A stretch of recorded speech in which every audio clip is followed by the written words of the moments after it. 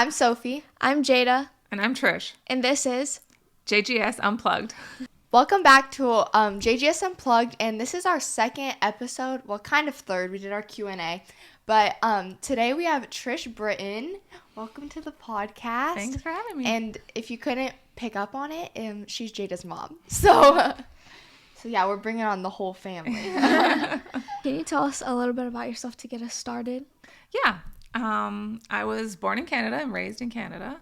And when I was in my 20s, I came to Illinois and met your dad, Chris, who you had on last time. And I did my nursing degree in Canada, and then I came here and I'm a nurse. Oh, nice. Did it all transfer, like from Canada when you got your nursing degree? Did it all transfer easily here? No, not really. I had to do my nursing. There's like a national exam that you have to do for nursing. So I did mine in Canada, and then I had to do my American one as well. Was it a lot different? Like the format was a lot different. I mean, not the content so much, but yeah. And it just took a long time to get it all settled. Yeah. Okay, so we have a list of questions that we're going to be asking her. And for our first question, we're kind of going to go over her career. So if you're into nursing, definitely stick around. But our first question is, what inspired you to become a nurse, and why did you choose to specialize in the field you specialize in? So I took a gap year in between high school and college and went on a thing called Youth with a Mission, YWAM. And it's like a mission trip kind of thing that you go on. It's a 6-month program where you do like 3 months of Bible learning and then 3 months of outreach into the community. And the one I did was called a Mercy Ship. So I actually lived on a ship in the Philippines, and they did a lot of like medical procedures and stuff on the ship for the people that needed it. And that just really started to interest me in getting to like serve other people. And so when I got back to Canada, I thought that would be a good career path to be able to go and help other people. Yeah. Why did you choose like doing delivery with babies instead of like any other field? Like what interested you in like doing delivery more than like the ER, or what you were doing in the Philippines was just like ER stuff, right? So I actually started on a surgical unit. So I was doing like after surgery, taking care of people. And I did that for a couple years. But then I had you, and I really liked the environment and just the whole process of getting to, like, I really enjoyed my nurses and loved them. And so a position was open that like worked with our schedules, and so I thought I'd try it, and then I just absolutely fell in love with it. I do like helping women through labor and delivery, and then taking care of them afterwards, and sometimes occasionally taking care of like a baby that needs like extra help, so like a NICU baby. So I just fell in love with it and love it so much. That's so cool. Do the good times like outweigh the bad times in them? Because I know that a lot of nurses kind of get worn out eventually, and then sometimes they are ready to leave nursing. Yeah. But do you feel like it's something that you'll want to continue with for the rest of like your career, or? Yeah, I think like nursing as a career is really great because you have so many opportunities as far as like you can pick your hours, how many hours you work, what hours you work. You can work in an office, you can work in a hospital. There's lots of different career paths. So for that reason, I think nursing is really good. For me, I really like fell in love with labor and delivery. So I really always want to be somewhat involved in women's health, and obstetric is what it's called. I think when you find something that you love, it's easier to stay in even during the hard times, because the hard times are really hard, whether it be like helping somebody through like baby loss, or whether it's like administration or other problems in the hospital, like, you know, everywhere you work has a hard time with coworkers or, you know, different things that is hard. But when you love what you do, it makes it a lot easier. Yeah. I know you did a short trip to Haiti, so can you tell us more about that and the nursing you did there? Yeah. In Haiti, they had what's called a cholera outbreak. That's like an infection that's usually transferred in the water supply, and people get like severe diarrhea and dehydration to the point of like dying. And so they needed nurses to go over and just basically help with starting IVs and giving fluid to people. And so I had the opportunity to go with an organization called Samaritan's Purse. And so I was supposed to be there for a week, but then with some political unrest that was going on there, I ended up being there for 10 days. But it was a lot of just just, starting IVs, like I said, and just really helping people through some really hard times, close to death times. So it was really eye-opening to see how much some people need, like the help that they need. And I was super grateful that I could offer a little bit of help that I could. Did the family seem grateful? Like, were they inviting, I guess? Like, did they seem open to your help? Oh, yeah, absolutely. They were very grateful, and they were such a sweet people.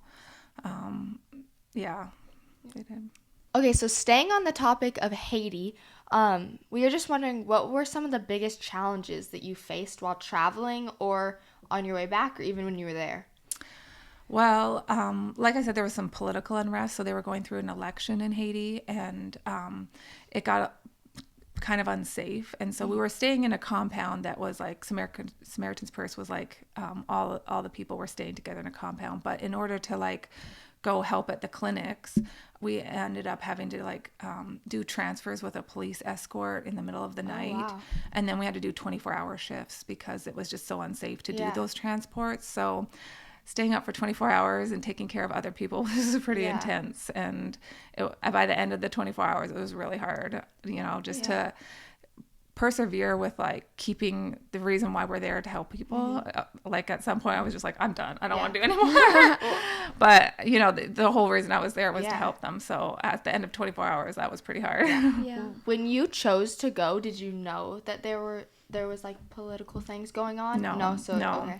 And so I was actually supposed to fly out, but the airport got shut down because of the political unrest. There was like tires being burnt and lots of unrest. And so they shut down the airport. But thankfully Samaritan's Purse was able to, somebody like donated a plane that just seated like 30 people, and that's exactly how many people needed to get back to the U.S. at that time. So it was kind of cool how that worked out, that we were able to get like a private plane to get home. Did you have a family at the time? Like, were you married with kids and stuff? Yeah, I had Jada and Jordan, and I actually ended up being gone for Jada's birthday. I think it was probably your third birthday I missed. Maybe fourth birthday. I can't remember how old you were. Did that make it harder to decide? Oh yeah, absolutely. Yeah. And especially because, they were telling us like, if you're not feeling comfortable, you don't have to go. But, you're all these emotions going like, I'm not sure if I'm safe, but I have kids at home I have to take, think about. Yeah. And so those were hard decisions to make. Yeah. Were you like really scared whenever you heard that there was political unrest? Because obviously you didn't know going in. So like, what were your like emotions? Like, were you fearful for your life? Like, was it like, did you think that something bad was going to happen to you personally, or were you just kind of like? I'm pretty not like, I'm not a person that gets super fearful. I was a little bit like, this kind of feels weird now, but I had wrote a letter to you guys, like in case something did happen to me. But like a goodbye letter for you to find. But it wasn't like out of a fear. It was out of like a just in case. There was people on my team that did get stopped by some, I don't know, radical group. Oh, wow. So they, had a lot of fear, but thankfully I just don't usually have a lot of fear. So I know that you went to a summer camp in America, and that's how you wanted to move to America from Canada. So can you like tell us a little bit about that and how you heard about the camp? Yeah. So my older sister had gone and worked at a camp near Chicago, St. Charles, Illinois. And she had loved it. And then the next year she pulled me into coming down. So I got to be the camp nurse, and that's where I met your dad at that camp. And so then we started a relationship, and that's how after I got done my nursing degree, I wanted to come and marry your dad. Aww. Was that a hard move? Like leaving everything, because you lived in Canada your whole life. Yeah. And you had to leave everything and you came to America. But was it kind of like an easier decision since you had dad, or was it still like you didn't want to leave? It was hard to leave family, but I was really excited about the move. I had been to the Quad Cities several times and spent a summer here, and I was really excited about moving. So it was hard to leave and not being with your family. But did your family come here with you? Well, because obviously there's a wedding, right? Yeah, Yeah. we got married in Canada, actually. Oh, so okay. Chris came up to Canada, Okay. and then my mom and sister did come down. We had a reception here afterwards, so they did come down for that. Oh. So when you met Chris, what was your first impression of him? We've been waiting to ask. Well, so I was the supervisor at the camp, and I was leading the initial meeting of everybody, and he came in late. So that sounds like your dad coming in late. So then that day, later in the day, he was playing basketball with a bunch of guys, and he knew some of the guys, and so he was kind of like smack talking a bit, and I was like, "What?" I was not familiar with the culture of like basketball, and I was like, "Who's this cocky guy that's like smack talking?" That sounds just like Dad. But then I kind of like used that as like a cover up for thinking that he was cute, and he was super fun to be around. So Yeah. of course, That's sweet.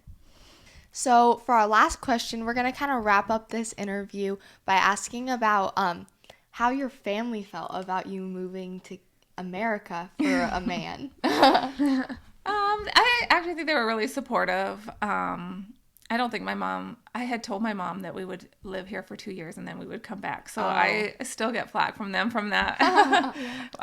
Like I'm supposed to be moving back there, but we ended up loving it here, obviously. Yeah. And so they were supportive, but I think sad in the same time that I'm not there.